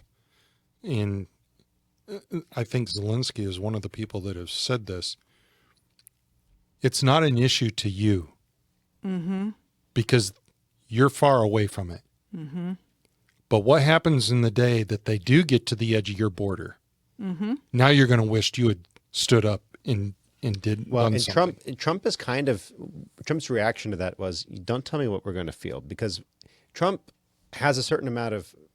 I'm talking about the EU too. My point being, yeah. the EU should have taken responsibility for this. They should have. But I'll also say this. I think Trump had a certain amount of indignation at Zelensky because this is Zelensky's mess. Yep. Zelensky and Biden's mess. Yep. And so I just let the man cook. He's doing interesting things in the Middle East. Israel and Gaza might finally tune down. Whichever side of that you're on, I think we all want to see it done. Be done and the killing to stop. I do have questions about Israel's tactics, but I also believe that they have a right to exist. And you were looking at both sides effectively want an ethnic cleansing. Yep. You figured that out. Although I wouldn't call Gaza an ethnic cleansing. It's more of a cultural cleansing because it's a culture. There is no Gazan DNA. I don't know that I'd call it a cultural cleansing. I think I would call it a terrorist cleansing. I'm talking about Israel. That's what I'm talking about. No. You're not. No. Israel wants a cultural cleansing, whereas the Gazans want a ethnic cleansing or a genocide. Right. From the river to the sea. So Correct. What Israel wants is a removal of the culture of death. This is the Israeli side. Yes. So, but not to get bogged down. Not to get bogged down quite here, because we got a couple more things to go. So, Mr. Producer, if you could actually queue up our next clip. Before you do, does Trump have the right to deport people? It's a silly question, but it's one that was asked in the Oval Office in front of the Resolute desk. So we'll hear it. Mr. President, do you think you have the authority, the power to round up people, deport them, and then you're under no obligation to a court to show the evidence against them? Well, that's what the law says, and that's what our country needs, because unfortunately, they allowed millions of people to come into our country, totally unvetted, totally unchecked. So you ought to ask, did he have the authority to allow millions of people? Did Biden have the authority to do something that's unthinkable? Have open borders where millions of people poured into our country, totally unvetted and totally unchecked, just as you would say. And many of those people were criminals. Many of them were from jails and prisons and mental institutions and gang members and drug dealers and very dangerous people. Many were murderers. We have 11,088 that we know of murderers they murdered.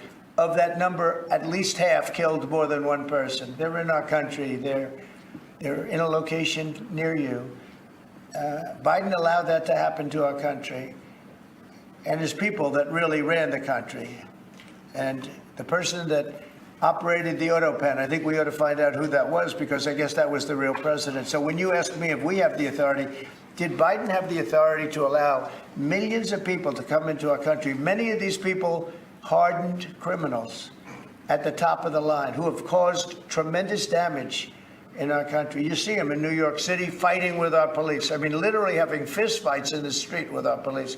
These are tough, hard criminals. Many of them came out of jails, and not just South America, from all over the world. They came out from Africa, from the Congo. They came out from Asia, not just South America, but many from South America. These are hard, tough criminals, and we have to get them out. And a judge sitting behind a bench someplace got a nice appointment. You can't take that away from the people that are responsible. Now, in this case, Marco Rubio has a lot of big decisions to make, and he's a fantastic person, a great man. I think he'll be our best. I think he has a chance to be our best Secretary of State. He's been doing incredibly. He works so hard. He's gone to so many different countries already, and he's got the authority to get bad people out of our country. And you can't stop that with a judge sitting behind a bench that has no idea what goes on, who happens to be a radical left lunatic. I mean, I love the radical left lunatic jab at the end. This is why we elected him. He just kind of says whatever is thinking in his brain. But next clip, Mr. Producer, what is he talking about? He's talking about this. So go ahead. This is Judge blocks Trump administration from deporting Georgetown researcher who was in U.S. legally. This is one of many situations, but this is one of the outliers. This is one of the fringe ones that you might actually have a question mark on. She might be asking about this. U.S. District Judge Patricia Giles issued the brief a brief directive Thursday after Badar Khan, Suri's wife, said in a sworn court declaration that the couple has no ties to Hamas. This is someone who appears to have ties to Hamas. Now, of course, the wife is saying, no, it doesn't have ties, but there's been funds transferred. And this is someone who is here legally on a green card, but they're supporting Hamas.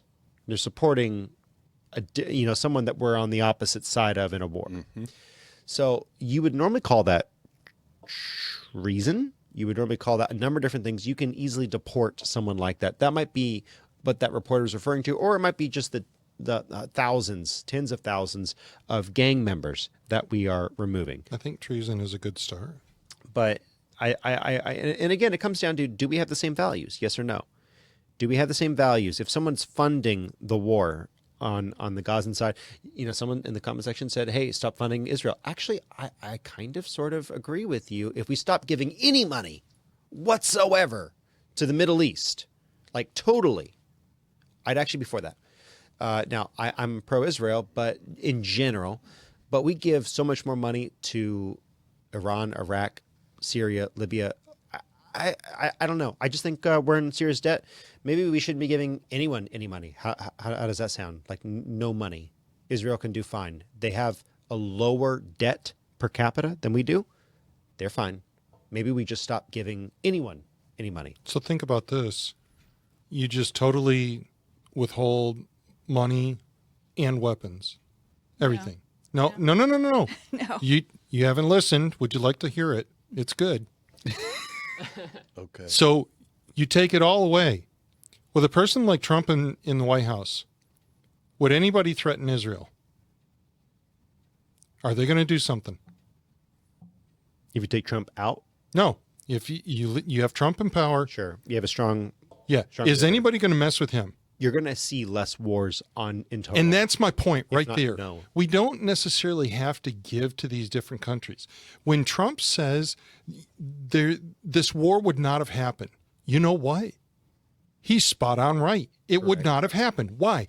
Because Putin's not going to poke the bear, pardon the pun. And you wouldn't have had Iran emboldened. Thank you very much. And Hezbollah emboldened. Yep. To do the October 7th raid, which is, by the way, an act of evil. I'm sorry, it's an act of evil. Whether Israel allowed it to happen or not, whatever tinfoil hat conspiracies, which, by the way, I actually kind of have some sympathy for. Why did it take 7 hours for the Israeli military to respond? Not a conversation for today, and we do need to move on. But if we were just a strong, muscular country that was actually willing to do what had to be done, we wouldn't have a depleted munitions battery ready. We don't have any money for a hot war between Taiwan and China. We don't have any rockets. They just aren't made. They don't exist. They're not there. You know where they are? They've been fired into Russia by Ukraine. They've been fired off in Israel and Gaza. And Israel has enough weapons. Like, they really do have enough weapons. They have a lot of weapons. They're fine. They're fine. If we'd stopped giving Hamas weapons, they'd be even more fine. So, just we can debate that, because I'm all for supporting. I know where she's coming. Yeah. Yes. But the thing is we keep filling up their weapons. So I understand the no money. I think if we're giving anyone money over there, it should be a democratic nation that is peaceful typically, and they tend to lean towards. Israel is better than any of the nations over there, and there's also a theological reason for that, I believe. But I don't want to get so far off beam, because we really took a hard left turn. I'm going to pull this in back to deporting someone because they are supporting a foreign entity.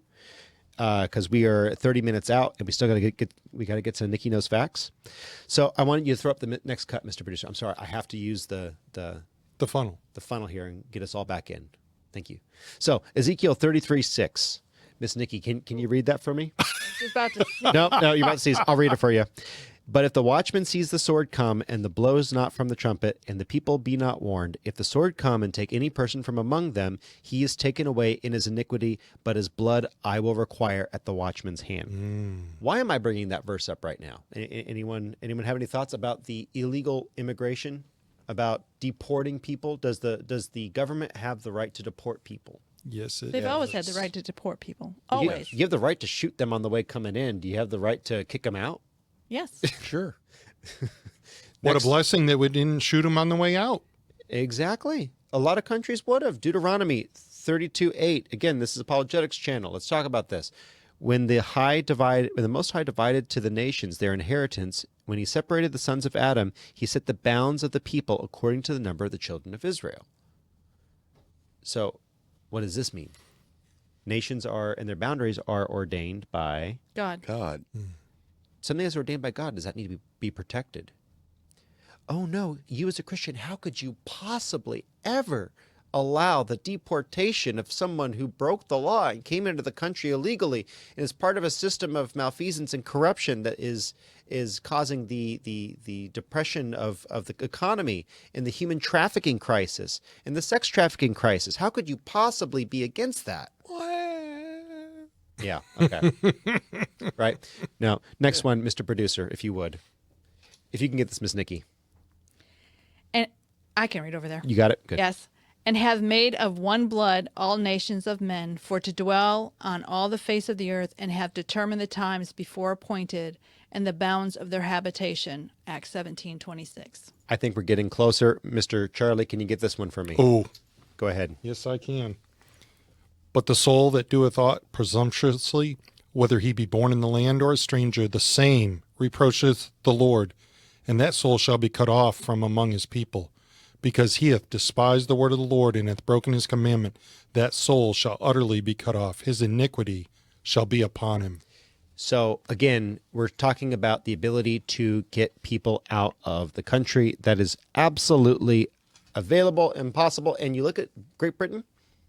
There was a video out there. I was watching it on, I think it was on X. It said, the UK will never be white again. You know, I don't have a problem with that. It may never be Christian again. I have a problem with that. I have a real problem with that, because the UK fell from a great height It's an absolute tragedy what's happened in the UK. And the reason I say that is not because, oh, your precious culture is going away. Yeah, my culture is precious. It's the best culture that has ever existed because Jesus Christ is at front and foremost. It is what has allowed women's lib. The only reason the people who screech at the Bible and say how much they hate God's word, the only reason they're able to say that is because of the gender equality that really only came from an understanding that men and women were created equal in God's sight and they had equal value. You won't get that in the Middle East. You won't get that in the Middle East, Not in China. in which they've imported. Not even. Not in Russia. You look at the Middle East, you look at what they're importing, you have stabbings and the forcible taking of women. I'm trying to use the Yep. nice phrases so I don't get banned when we clip this. We are seeing more women taken advantage of physically in the UK than has ever been the case before. It is getting worse and worse and worse. And you're seeing that all across Europe. I don't want to see it here. I think it's terrible and it needs to stop. And a lot of that, or should I say most all of that, has occurred by foreign men, illegal aliens, not by men that live there, but by illegal immigrants. The people that or even legal immigrants in the UK. Even in the UK, a lot of them are legal migrants and they are still doing this. But yeah, because they know they won't be deported because it's racist. Correct. Quote unquote racist. So yes, you have a reason for it. You have a long-term reason, and it's not, I have never heard but once or twice any conservative ever say that they're worried about the browning of America. No one cares. No. By the way, these two, half of their grandchildren are, not Hispanic. they're blended. Hispanic. Yep. They're blended. So who cares? Most of us don't. And it's usually the Democrats who really care about that. When they talk about the browning, it's almost inevitably been the Dems who talk about the browning of America. Don't care. Really, I don't. I really care about the heritage, the Western heritage, the Western Christianity, the good parts of it that are being washed away. And I think it's a crying shame. So on to a happier subject. This is Nicki Knows Facts.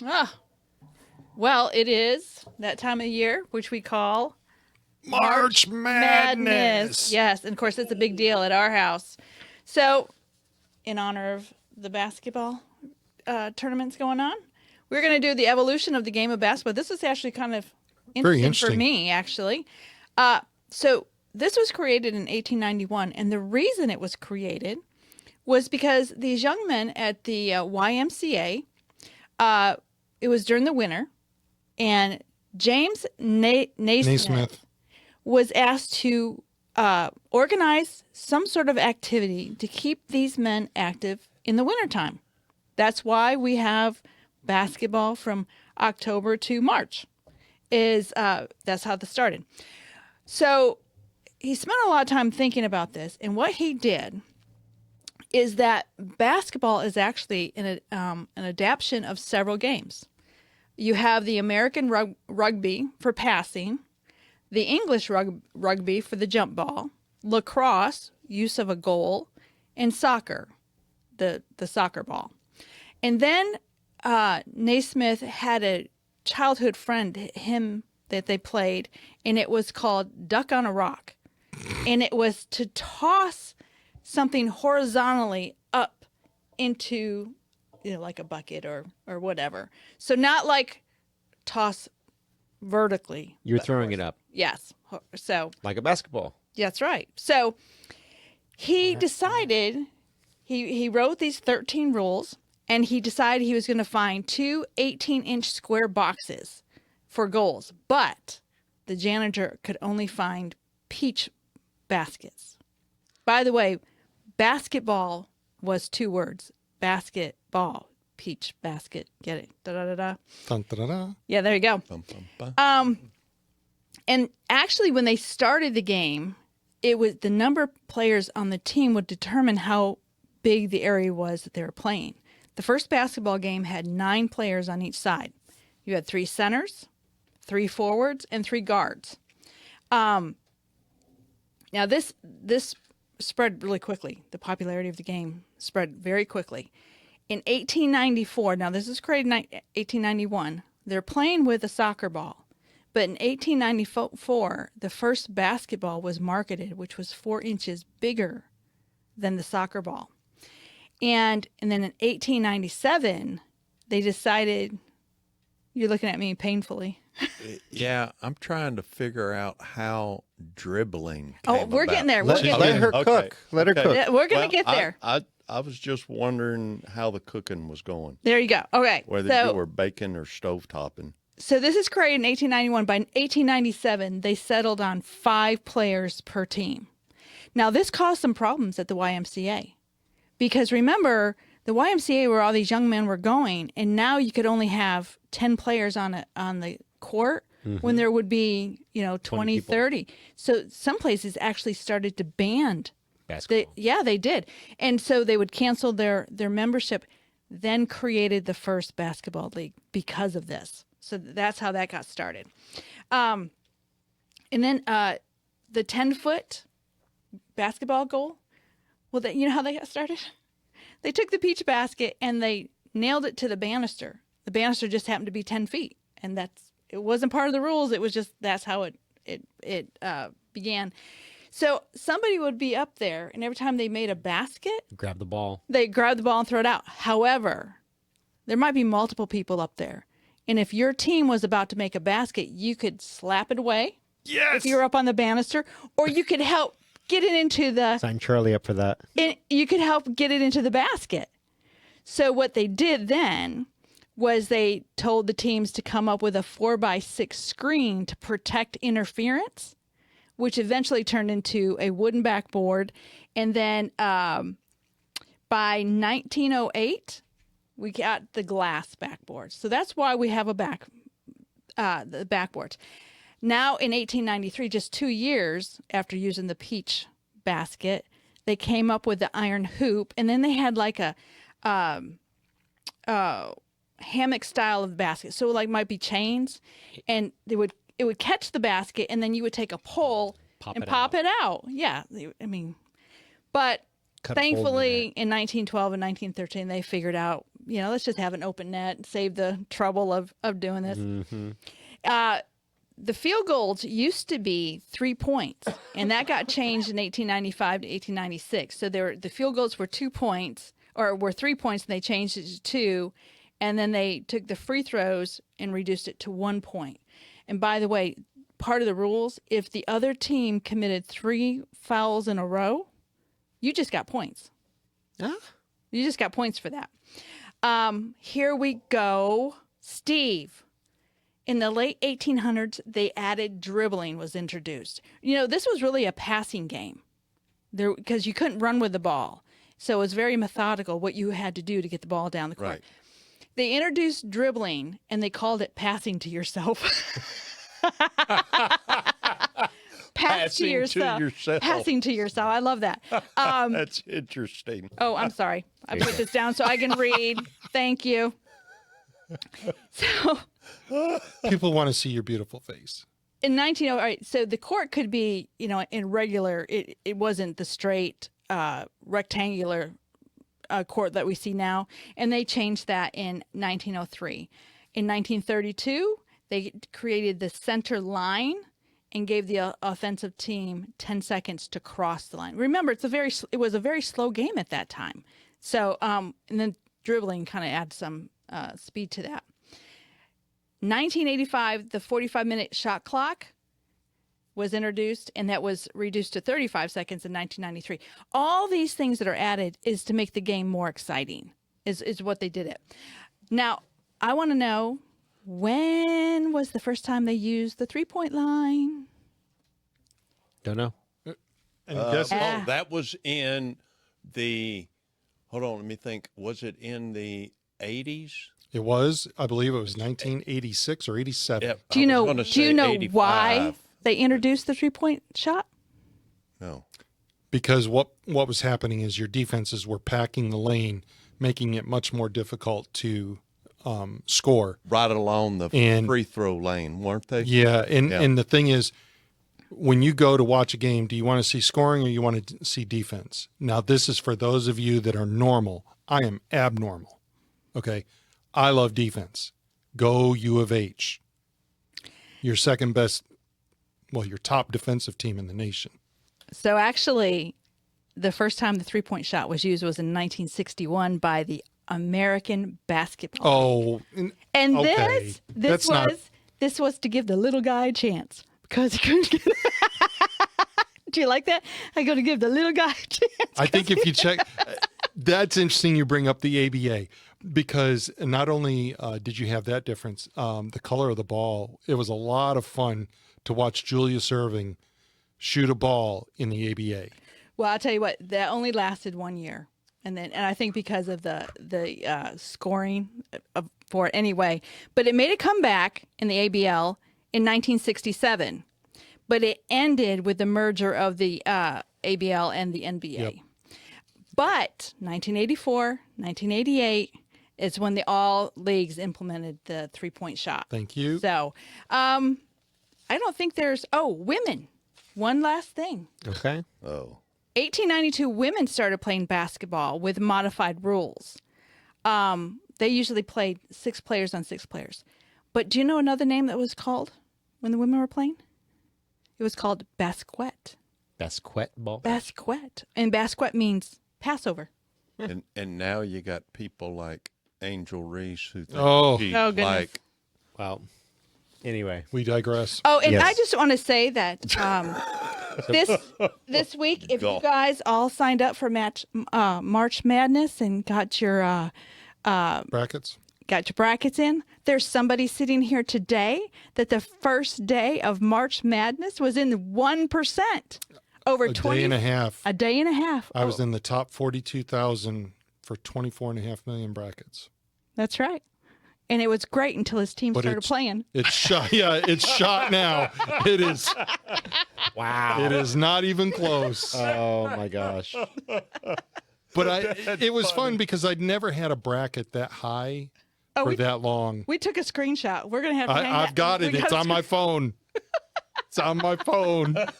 Yes. So let us know in the chat if you're involved in March Madness. I don't even know what it is.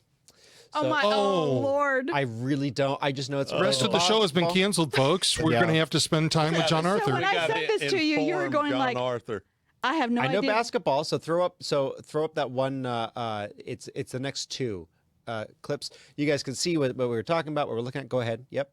So this is the man behind the ball. This is the basket we're talking about, and then banister. Go ahead, next one.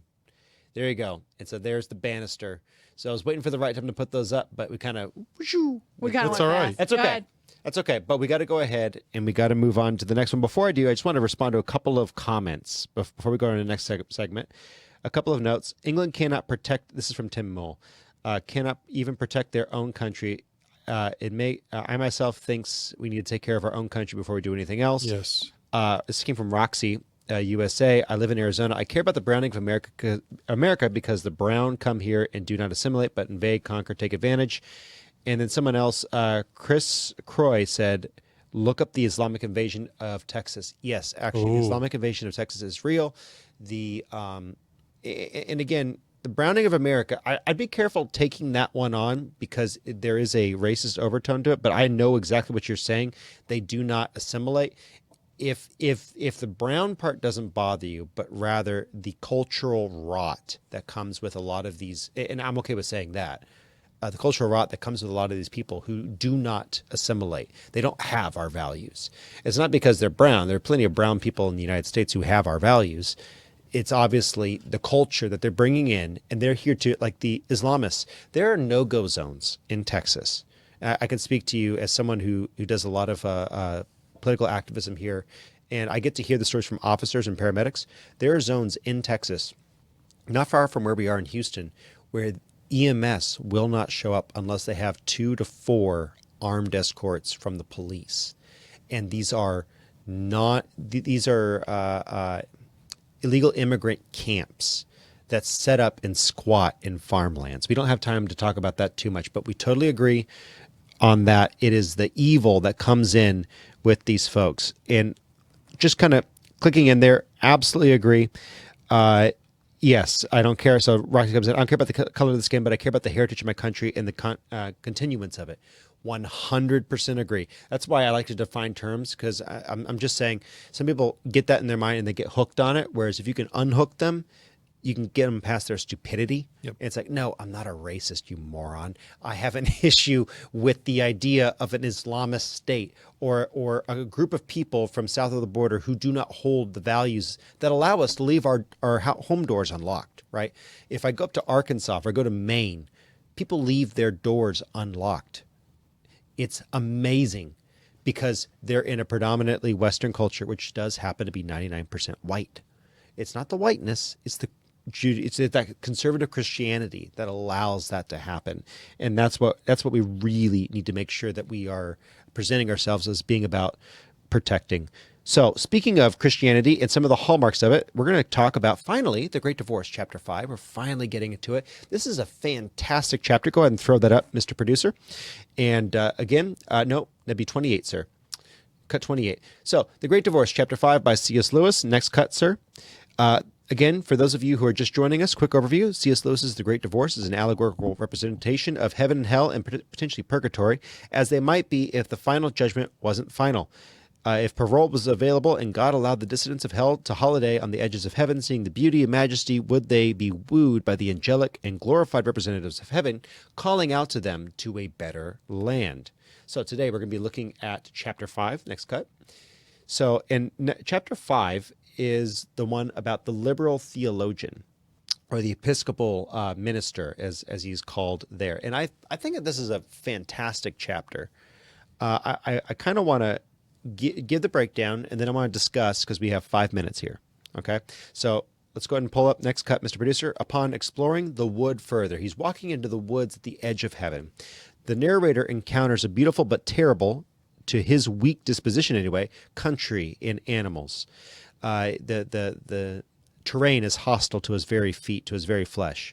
He overhears a heavenly figure, a fellow by the name of Dick, entreating a ghost, we'll call him the theologian, to realize that the ghost has been in hell, separated from God by the ghost's intellectualism and false theological ideas. The theologian consistently pushes back freedom of argument, circles of importance, the idea of God as opposed to God himself, and other objections ultimately prevent this ghost from accepting the offer of heaven to his depraved soul. So if you can go ahead and pull up the next one, Mr. Producer, next cut. Here is a excerpt from the book. Ghost. Mine certainly were my ideas. They were not only honest, but heroic. This is the theologian. I asserted them fearlessly. When the doctrine of the resurrection ceased to commend itself to the critical faculties which God had given me, I openly rejected it. I preached my famous sermon. I defied the whole chapter. I took every risk. Dick. What risk? What was at all likely to come of it except what actually came? Popularity, sales for your book, invitations, and finally a bishopric. Dick, this is unworthy of you. What are you suggesting? Next cut. Yep. Friend, I'm not suggesting at all. You see, I know now. Let us be frank. Our opinions were not honestly come by. Charlie, you want to say something really quick? Well, no, keep going. We'll keep going. We simply found ourselves in contact with a certain current of ideas and plunged into it because it seemed modern and successful. At college, you know, we started automatically writing the kind of essays that got good marks and saying the kind of things that won applause. When in our whole lives did we honestly face in solitude the one question on which all turned, whether after all the supernatural might not in fact occur? When did we put up one moment's real resistance to the loss of our faith? The theologian, the ghost, responds back, if this is meant to be a sketch of the genesis of liberal theology in general, I reply that it is mere libel. Do you suggest men like Dick? I have nothing to do with any generality. This is going to be the next one. Yep. I have nothing to do with any generality, nor with any man but me and you. Oh, as I love your own soul, remember, you know that you and I were playing with loaded dice. We didn't want the other to be true. We were afraid of crude salvationism, afraid of a breach with the spirit of the age, afraid of your ridicule, afraid, above all, of real spiritual fears and hopes. Beautiful chapter. You know, that listening to you read this is almost like sitting in a college class Yeah. with a liberal professor, and you're got a student, 2 students, and they're going, okay, this is what we got to do to make good grades in this class, and this is what we're going to do, and we're going to follow him and do exactly what he says so we can do this and get all of this good stuff, and we're going to do it just like he says, and heck with everything that we believe, and we're going to do it just like this. The flaws of academia in large is you are sort of encouraged to go with the consensus. Charlie. Correct. It's all about truth. And what this chapter ultimately points out is that there are so many times in which we are not true to really what we believe. Mm-hmm. We're merely two-faced and we act. And I love C.S. Lewis is a deep thinker. And I love the way that he really provokes you to go deeper with your thoughts, to think about. This chapter does a great job of that. I keep thinking about the phrase, I come from my rights. Yeah. I come from my rights, you know, and it's like, okay, yeah. What rights do you what really rights do you have? And again, you're going to question, are you going to question God when he stands in front of you? Mm-hmm. Is there a point where you're willing to submit and say, truth is truth, right is right, wrong is wrong, yep, and I accept the source of those things? Someone in the comment section was saying, expressing some confusion. The great divorce is the great divorce from heaven and hell, the people who are living in heaven and the people who ultimately live in hell. And it is a very, very good book by C.S. Lewis, worth a read. And next week we will be getting into chapter 6, in addition to whatever else we see in the news and some more of the Federalist papers. But Miss Nicki, final thoughts for the day. Well, one thing you didn't bring up about what struck me about this chapter was the rejection. He was so inclined to his own intelligence. His worship was my intelligence and my thought life. Great point. He rejected truth for his own intelligence. And I thought to myself, reading this, was how many people who reject Christ, probably if they were given another chance, would still reject Christ. Yes. Yeah. Yes. There's a lot of people that don't read the Bible, but would potentially read something like this. I would encourage you, give it a read. Indeed. It is a really great book. There's a number of C.S. Lewis books that are a great read. Mere Christianity is another one. 100%. Incredible quotes that come out of there. So I would encourage you, give the Great Divorce a read.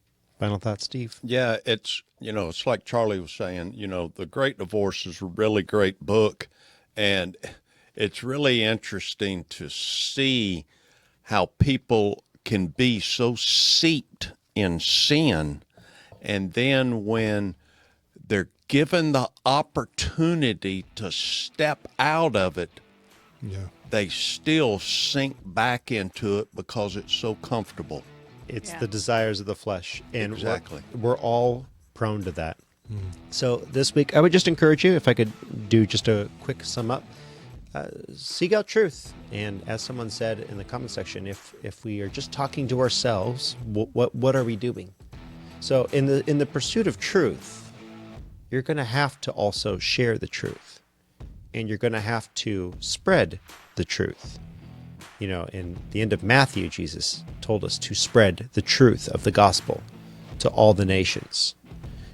This is something that is a command. It's not a request. It's not something that we are supposed to do on a small level or take as a potential initiative that we may or may not fancy. It is something that we're commanded to do. So seek truth. Share truth and be ready with truth, and be careful. There's a lot of stuff going on, a lot of, I think, bad information, especially with stuff like the JFK files, etc. We need to make sure that we are reputable sources of truth. Be quick to verify, slow to share. With that said, we love you so much. You have a wonderful week.